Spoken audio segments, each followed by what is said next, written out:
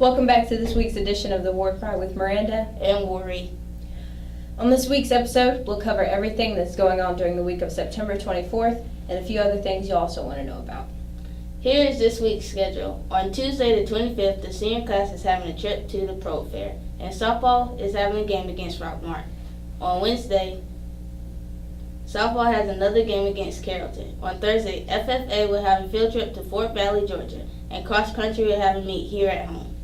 Now over to our reporter Elena McQueen with Miss Adams to discuss homecoming. After that, we have Nick Clay with our executive producer of the War Cry, Coach Bianco. I'm Elena McQueen and I'm here with Miss Adams. She plans the homecoming week every year for the past 3 years. So, Miss Adams, you took over homecoming 2 years ago. So this is your third year planning it. Does that make it more difficult or easier to satisfy the majority? We're never going to satisfy the majority because everybody has different opinions about what the theme should be and what the dress-up days are going to be. So that's why I went ahead and appointed homecoming chairs so that they can kind of bounce ideas off their peers. And so we met for an entire semester last year with leadership trying to come up with ideas. And then we finally just decided, let's pick one, we'll roll with it. People who are going to dress up are going to dress up no matter what. So we've just kind of learned to just put it out there, and those who have the spirit, they're going to have the spirit no matter what we pick. All right. How do you think the faculty performed in comparison to years past this year? The faculty continues to step it up every year. I think they get more comfortable with their dressing up, and now they get more comfortable with the games and everything. I know we pick on the same old folks and ask them to participate every time, but we're getting some new faces in. You know, Mr. Hale, he's brand new this year, and he was anchor on our tug-of-war team, so he was real big. You know, Dustin Lane out there, you know, cheering them on. So our new teachers are just feeding right on in, and we got a big community of spirit with our faculty that we're real thankful for. Mm-hmm. Comparing each class except for the freshmen, since this was their first year, to their performances from last year or years before, how do you think that they stepped up their game?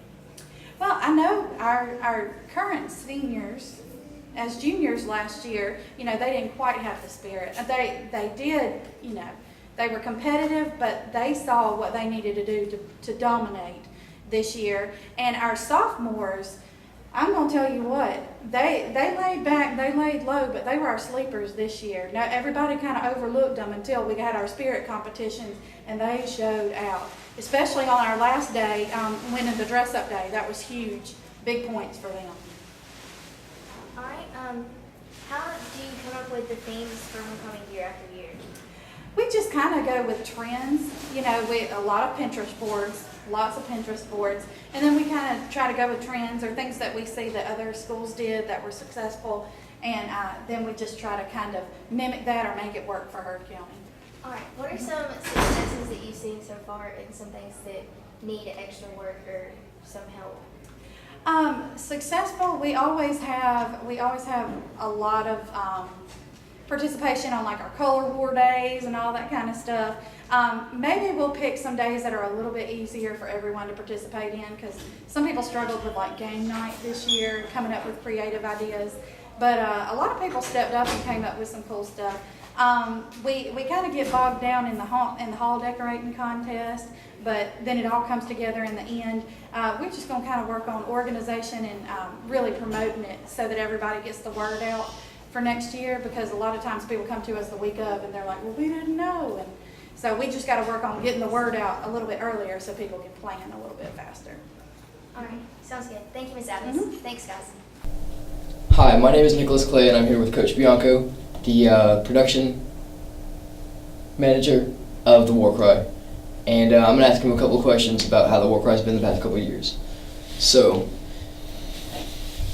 since you've started the War Cry, what have been the biggest obstacles you've had to face? Almost trying to establish different roles and different jobs for everybody in the entire class. You know, whether it's editing, cameramen, reporters, all those different things. I just didn't want it to be like a free-for-all. Hey, listen, this is, you know, we're going to come in and this person might do this, I don't know, but, you know, I wanted the war cry or the class to make it their own and take ownership in creating those different responsibilities and different jobs. That way they can be proud of it and they can run with it. All right. What have been your favorite parts of running the War Cry?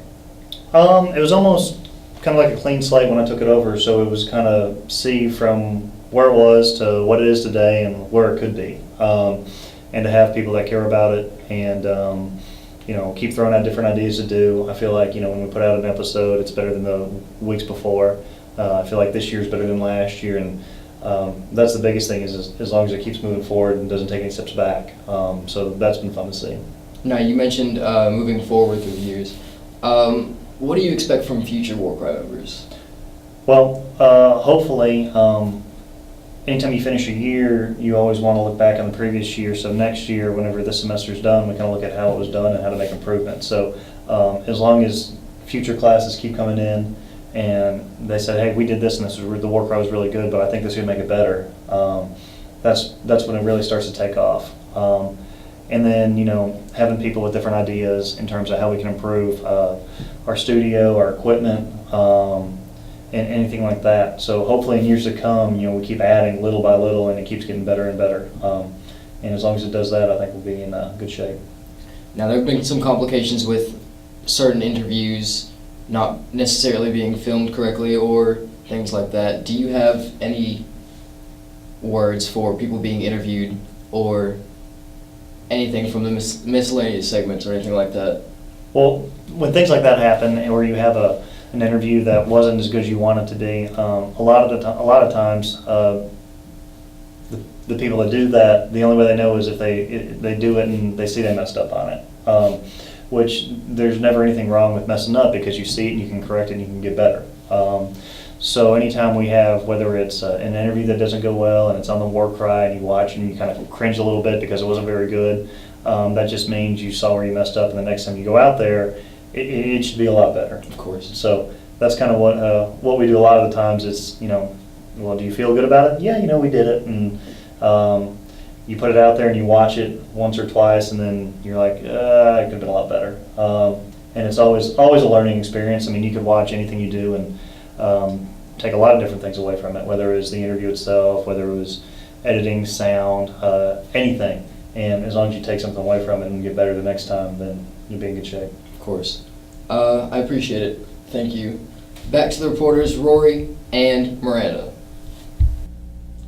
Now let's watch Ethan Sorrentino, Brandon Nixon, and Michael Payton with our segments, Lunch Talks, Conspiracy Theories, and Weather.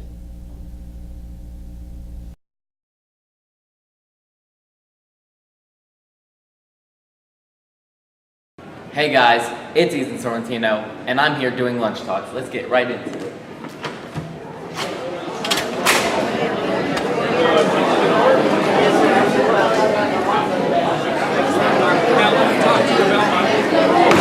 What does water taste like?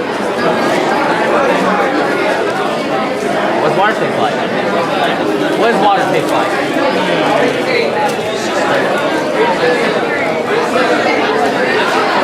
Do fish get thirsty? Do fish get thirsty?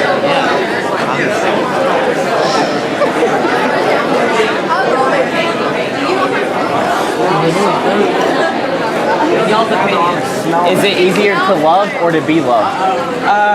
Neither. It's easier to love, right? No one loves me. If aliens ever did attack, what would y'all do?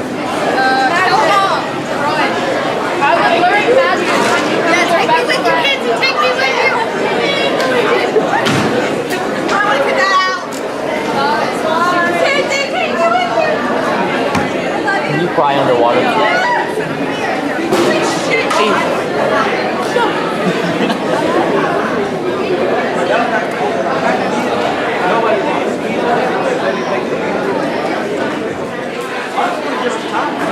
How come whenever y'all call the wrong number, there's someone to always pick up?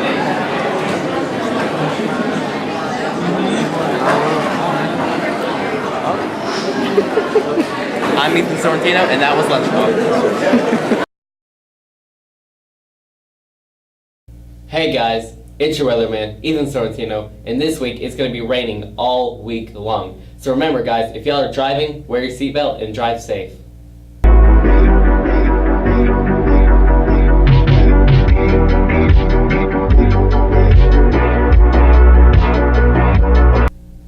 Welcome to another week of Conspiracy Theories. We have all kinds of evidence and testimony that all of the homecoming games are rigged against us, the class of 2020. Michael, let them know what's going on. Like you said, all the homecoming games have been rigged against us, the juniors, and the rest of the student body, except for the seniors. It's all rigged in favor of the dirty seniors, but that's not all of it. The teachers and faculty have helped them. They were so corrupt they would have made Hillary blush. We had witnesses to prove it, but all but one of them bailed out. But still, we had people. They bailed out for fear of reprisals. They did.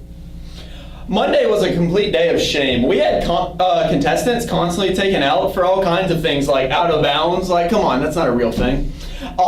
We also had someone taken out because their balloon slowly deflated. The faculty was the ones who issued these balloons, so they purposely gave them a false or a crappy balloon, all right?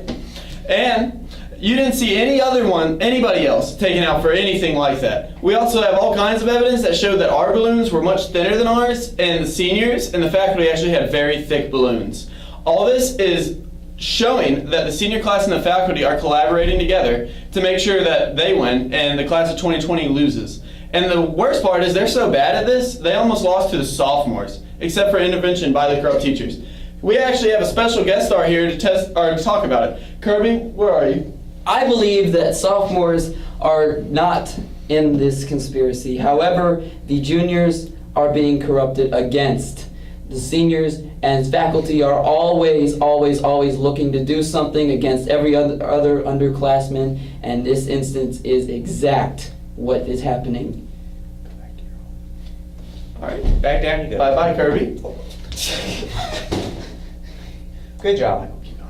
Anyway, on Tuesday it was no better. The seniors were intentionally put against the sophomore class, who had the worst game by far, which gave them a very easy victory against them. While us juniors were put against the freshmen, who were a lot more hard to beat, so we had to exhaust ourselves putting them back in their place, which was last. They have more baseball players. Yes, they do. Cheaters. So then we were exhausted when we went against the seniors, so that was set up so that the seniors could take the cake and win. It didn't matter about the faculty round, though. That was just for show, since the seniors had already been given the victory in the end. So that was just for show. All this evidence proves that the collaboration between the teachers and the seniors is very thick. And this, even last year, the class of 2020 was completely cheated against. We were last in everything, I believe. And all this just shows that they really hate us and not anyone else. And that's the end of Conspiracy Theories this week. We hope to see you next week. That's all for this week's episode of The War Cry. Stay tuned for next week's episode, and remember, it's a great day to make a play. He turned to me as if to say, hurry boy, it's waiting there for you.